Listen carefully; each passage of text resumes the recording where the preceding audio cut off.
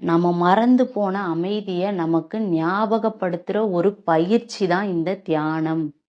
நிலையில்லாத இந்த மனசுல உள்ள எண்ணங்களையும், பல வருடங்களா, பல ஜென்மங்களா நாம சேர்த்து வச்ச ஆறாத வடுவா இருக்கிற அந்த கார்மிக் பேட்டர்ன்ஸையும் அத கிளியர் பண்ணிட்டு, அந்த இடத்துல ஒரு வெற்றிடத்த உருவாக்குறது தான் தியானத்தோட ஒரே நோக்கமா இருக்கு.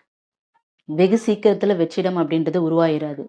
பயிற்சிகள் மூலியம் மட்டுமே தான் இது சாத்தியமாகும் அப்படின்றதும் தெளிவா நாம தெரிஞ்சுக்க வேண்டிய விஷயம். தொடர்ந்து நம்ம பயிற்சி பண்ணும்போது தான் நம்மளுடைய எண்ணங்களுடைய வீரியம் அப்படின்றது குறைய ஆரம்பிச்சு, எண்ணங்கள் குறைய ஆரம்பிச்சு, வெற்றிடம் அப்படின்றது நமக்குள்ள ஏற்படும். அதற்கான பயிற்சிகள நாம எடுக்கணும். இப்போ இந்த வெற்றிடத்துக்கு அப்புறம் என்ன நடக்கும்?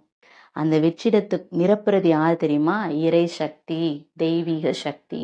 மனித குலத்தோட ஒரே நோக்கம் என்ன தெரியுமா? இந்த வெற்றிடம் அப்படின்றத உருவாக்கி அந்த இறை கிட்ட போய் சேர்றது. இது அவ்வளோ சுவாரஸ்யமா இல்லையே! இன்ட்ரெஸ்டிங்கா, கவர்ச்சிகரமா இல்லையே! யாருதான் அமைதிய விரும்புறா?